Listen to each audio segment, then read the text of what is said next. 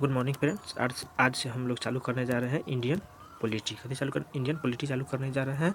और हमारे आईएएस या पीसीएस के सिलेबस में पूछा दिया गया हुआ है या पूछा जाता है, कहने का मतलब है भारतीय संविधान और राज्य व्यवस्था। ठीक है, तो कहने का मतलब आज हम जानेंगे किसके बारे में, संविधान और राज्य व्यवस्था के बारे में। देखिए, तो संविधान, आखिर संविधान किसको बोला जाता है? तो संविधान उन प्रावधानों का संग्रह है जिसके आधार पर किसी देश का कैसे चलाया जाता है, शासन चलाया जाता है। और ये प्रावधान क्या क्या होंगे, ठीक है।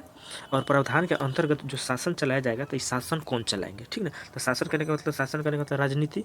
भारत के संपर्क में हम लेते हैं तो भारत के राष्ट्रपति कौन होगा, प्रेसिडेंट। और बाद भारत के कानून मंत्री कौन होंगे, भारत के शिक्षा मंत्री कौन होंगे, और भारत के वित्त मंत्री कौन होंगे। तो ये सभी का प्रावधान हमारे भारतीय संविधान में दिया गया है। तो इसी को हम बोलते हैं संविधान बोला जाता है। चलिए आगे हम आते हैं, जिसको बोला जाता है राज्य व्यवस्था। कभी दिया गया है राज्य व्यवस्था, हम लोगों के सिलेबस में दिया गया हुआ है कि भारतीय संविधान एवं राज्य व्यवस्था। तो आइए हम राज्य व्यवस्था के बारे में जानते हैं।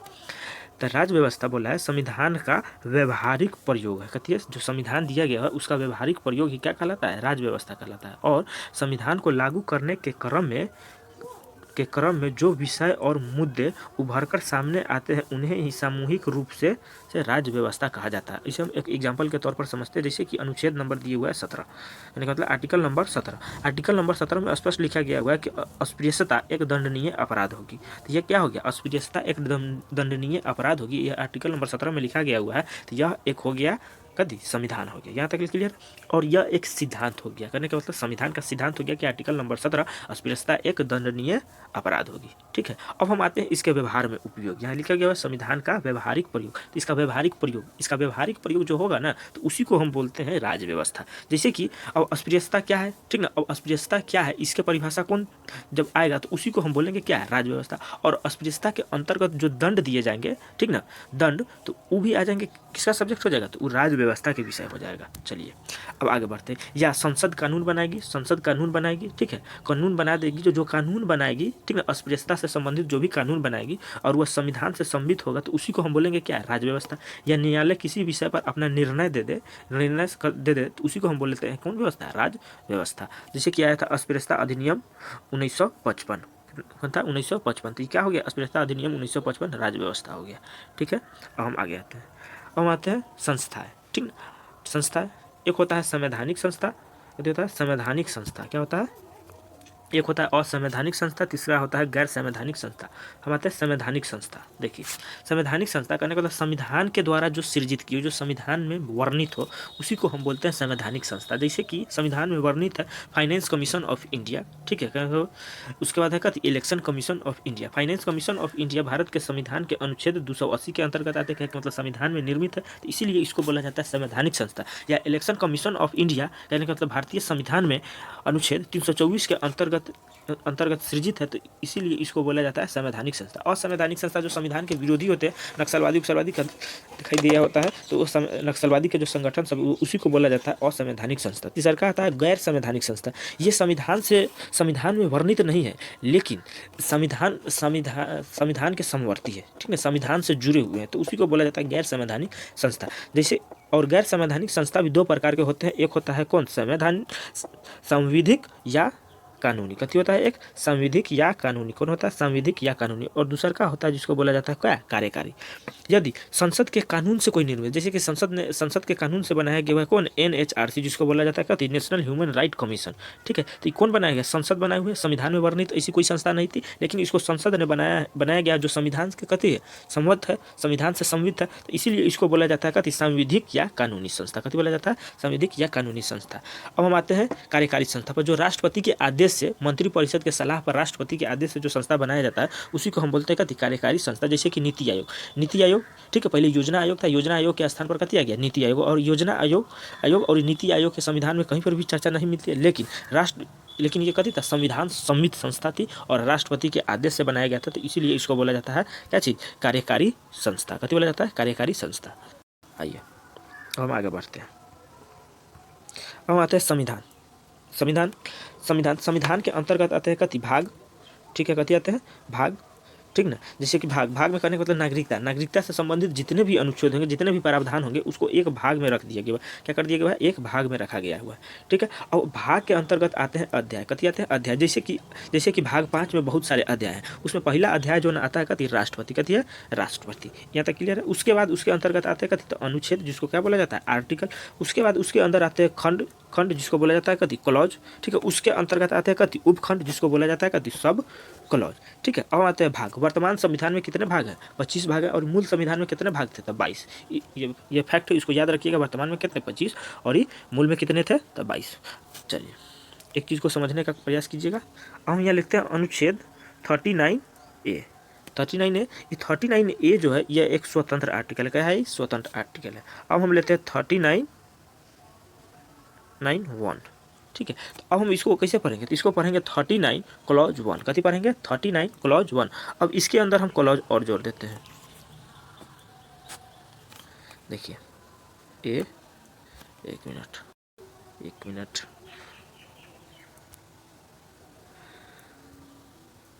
चलिए देखिए, अब हम जो लिखते हैं 39(1), इसका क्या पढ़ेंगे? 39 क्लॉज 1।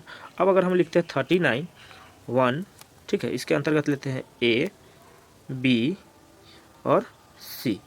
ठीक है। यहाँ पर हम पढ़ेंगे क्या चीज़? 39 clause 1, sub clause A, sub clause B और ये सब क्लॉज C। यहाँ तक क्लियर हुआ। चलिए अब हम आगे बढ़ते हैं। अब हम आते हैं अनुसूची, जिसको बोला जाता है कौन चीज़? शेड्यूल। कथी बोला जाता है? शेड्यूल। देखिए अनुसूची, शेड्यूल संविधान के अंत में दी गई है। तो कोई भी संविधान से किताब लीजिएगा तो उसका अनुसूची अंत में दिया गया रहता है, जो बोलता है विषय की वह सूची है जो संविधान के किसी प्रावधान के, कोई भी प्रावधान है उसको व्याख्या करता है। जैसे कि प्रावधान भाग 1 में क्या रखा गया है? अनुसूची 1 में कहा गया हुआ है कि भारतीय संविधान जो अनुसूची 1 है उसमें कहा गया हुआ है कि भारत राज्यों का संघ होगा। ठीक है। राज्यों का संघ होगा। कितने राज्य होंगे उसमें, कितने संघ हो, कितने केंद्र शासित प्रदेश होंगे, इन सभी के बारे में विशेष रूप से चर्चा कहाँ किया गया है? तो अनुसूची 1 में। ठीक है। चलिए आगे बढ़ते हैं। बहुमत के प्रकार।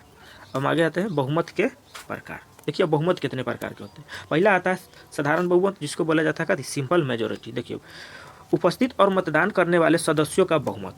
क्या होता है? उपस्थित और मतदान करने वाले सदस्यों का बहुमत। वर्तमान में लोकसभा में सदस्यों की सीटों की संख्या कितना है? तो 543। 2020 से पहले यही सीट कितना था? 545। लेकिन 2020 में क्या कर दिया गया? 2 जो एंग्लो इंडियन का सीट था उसको खत्म कर दिया गया। ठीक है। जो मनोनीत किए जाते थे, अब सिर्फ मात्र बच गए हैं लोकसभा में सीटों की संख्या कितना है? 543। ठीक है। तो अगर मान के चलिए लोकसभा में कोई प्रस्ताव लाया जाता है, ठीक है, कोई प्रस्ताव आया और इस प्रस्ताव में कहने के लोकसभा में उपस्थित लोगों की संख्या कितना दी हुआ है? 200।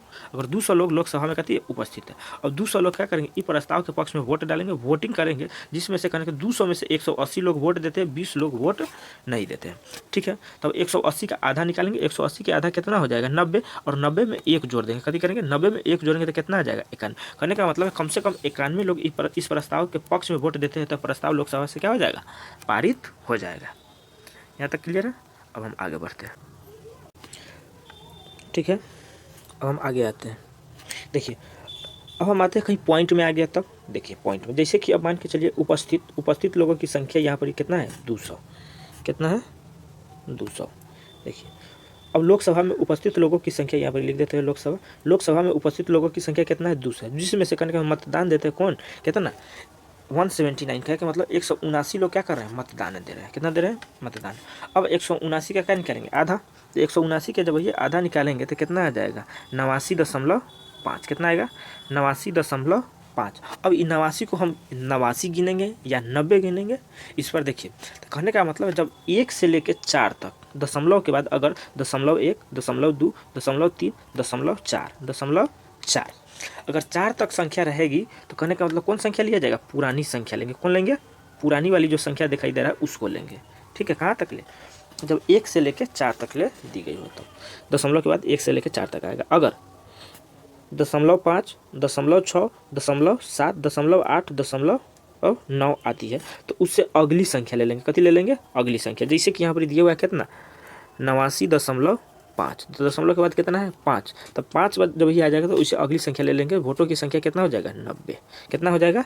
90। अगर 90 लोग इस प्रस्ताव पर वोटिंग करते हैं तो ये प्रस्ताव लोकसभा से क्या हो जाएगा? पारित हो जाएगा। चलिए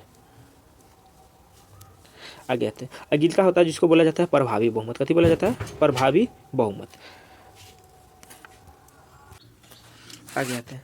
आगे दिया हुआ है प्रभावी बहुमत। क्या होता है प्रभावी बहुमत? देखिए प्रभावी सदस्य संख्या का बहुमत, जैसे कि देखिए प्रभावी सदस्य संख्या किसको बोला जाता है? लोकसभा में सीटों की संख्या कितना दिया है? 543। ठीक है 543। और 543 में से कुछ रिक्तियाँ हो जाते हैं। कितना हो जाते हैं? रिक्तियाँ। ठीक है, जैसे कि अगर किसी कोई भी सांसद लोग मृत्यु हो गया, ठीक है, या त्याग पत्र दे दिया या निर्वाचन उसका रद्द कर दिया गया, तो वहाँ से क्या हो जाता है? सीटों की संख्या कितनी होगी? वहाँ से रिक्तियाँ होगी। कहने का मतलब कुल सदस्य संख्या माइनस रिक्तियाँ कर दिया जाता है, तो उसी में आता है कौन? प्रभावी बहुमत। उसी में आता है प्रभावी बहुमत। जैसे कि 543 सीट था, ठीक है, जिसमें से 7 लोग कती है? रिक्त है, तो कितना हो जाएगा? 536। और 536 को 36 और 536 को कितना से भाग देंगे? 2 से भाग देंगे, तो कितना चल जाएगा? 268।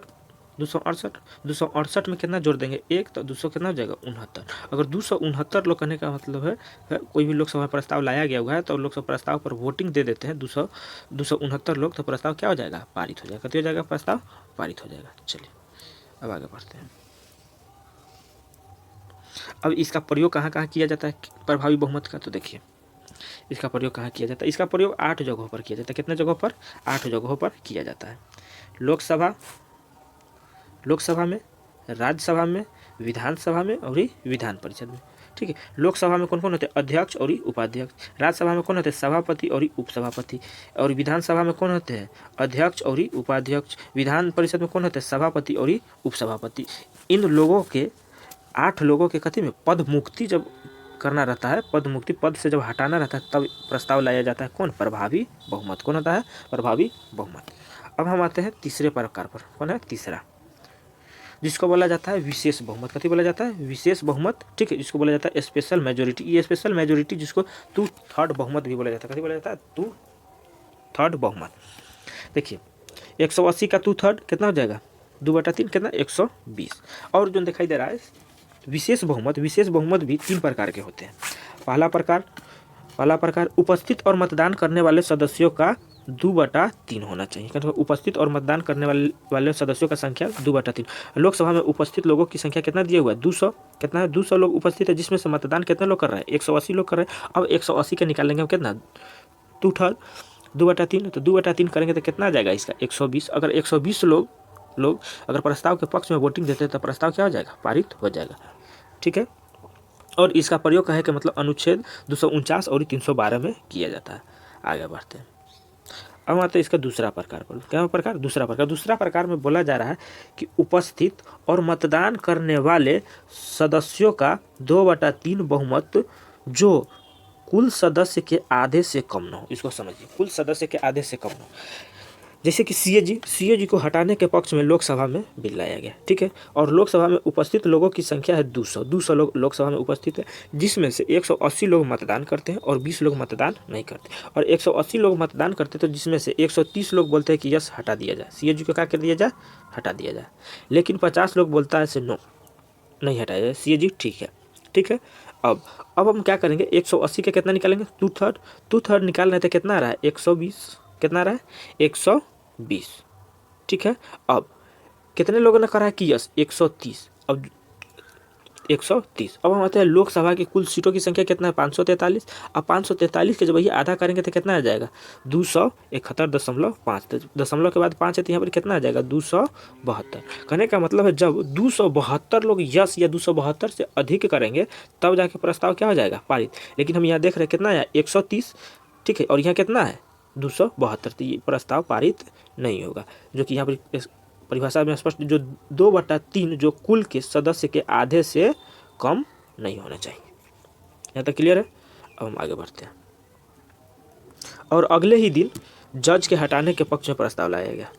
ठीक है, कोई भी सुप्रीम कोर्ट या हाई कोर्ट के जज हो सकते हैं। ठीक है, तो जब प्रस्ताव लाया गया तो उसमें उपस्थित लोगों की संख्या कितना था? 460। कितना लोग उपस्थित है? 460 लोग उपस्थित है।